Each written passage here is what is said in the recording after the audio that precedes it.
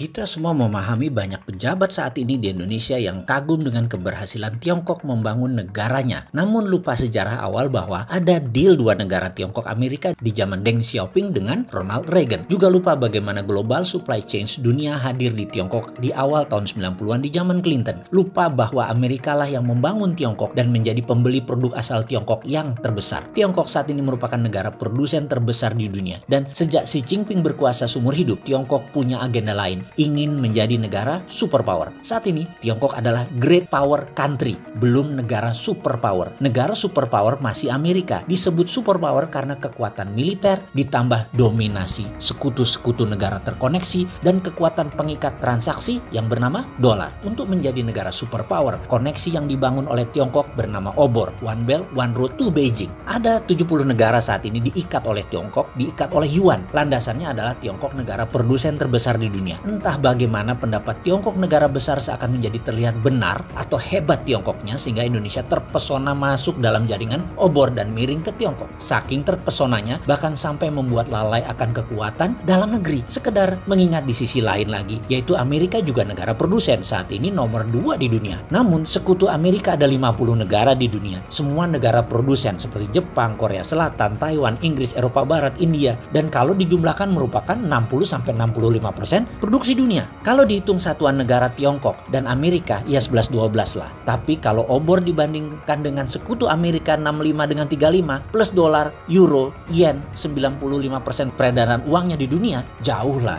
Yuan hanya 1,7%. Terlalu beresiko pindah sumbu tanpa persiapan matang di dalam negeri yang menganalisanya. Mungkin sudah dianalisa, namun siraman cuan, kecepatan lebih cepat dari kemampuan berpikir. Jadi Tiongkok is the best, layak diikuti dan ditiru. Dan ini yang menjadi peduli kita mengingatkan dalam membangun ekonomi dalam negeri harus berbasis UKM. Apakah saat ini pejabatnya punya ilmu yang sama, solusi yang sama, dan strategi yang sama dengan kita? Kayaknya otot pengetahuan kita beda ya. Kayaknya platform bernegaranya juga beda. Saat ini fokusnya juga beda. Saat ini lebih senang dengan elitis digarap, bukan bottom of pyramid para UKM. Karena itu kita infokan hal yang mungkin pemerintah bisa adopsi. Jadi sekedar mengingatkan lagi, banyak negara sekutu karena COVID mencetak uang sebagai solusinya. Untuk itu kita berikan lagi sudut pandang yang lain agar menjadi lebih paham mengapa uang mesti dicetak agar masalah keuangan selesai dengan cepat. Namun maha guru ekonomi Indonesia tetap memuja sampai mati cetak uang adalah inflasi dan salah. Monggo silahkan percaya sama ilmu kalian, tapi boleh dong ada ilmu lain kalian pelajari. Kembali mengingatkan, di tahun 2008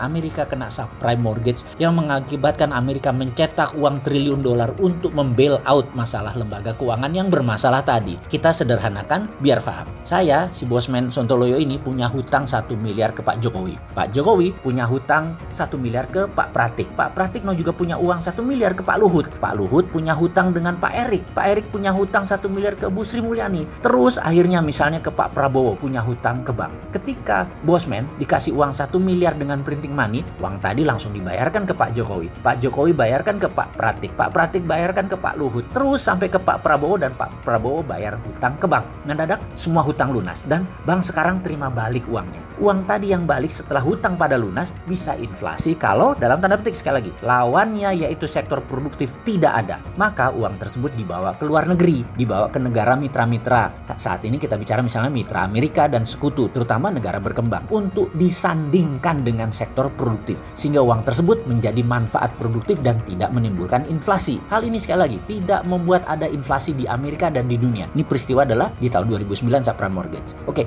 kembali ke printing money. Ketimbang yuan printing money menyelesaikan masalah COVID di dalam negeri Tiongkok, maka negara sekutu plus Amerika lebih banyak jumlahnya cetak uangnya di tahun 2020 ini.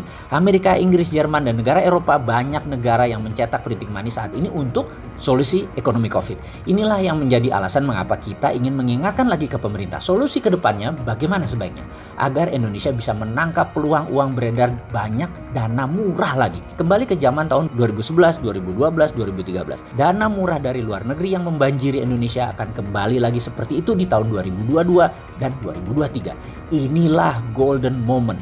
Ketika nanti November Pilpres Amerika selesai, maka presiden akan dilantik bulan Januari.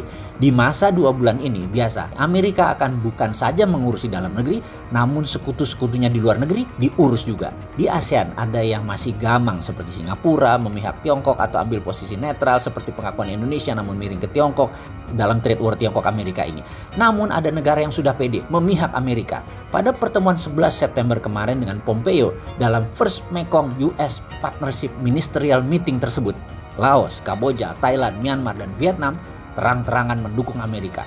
Maka bisa dipastikan di tahun 2021-2022 dana murah akan membanjiri negara-negara tersebut persis seperti Tiongkok di tahun 1980-1990-an. Trump atau Biden November nanti bukan masalah, tapi bisa dipastikan kalau Trump yang jadi gamat terbanyak negara. Karena itu ada baiknya Omnibus Law disahkan setelah pemilihan Presiden Amerika biar Indonesia nggak salah langkah. Tujuan Omnibus Law kan sederhana, mendatangkan hard currency ke Indonesia, meningkatkan kesejahteraan rakyat. Makanya hati-hati, jangan buru-buru. Tanya si Sontoloyo ini kayak sesekali, lupa, gue bukan siapa-siapa ya.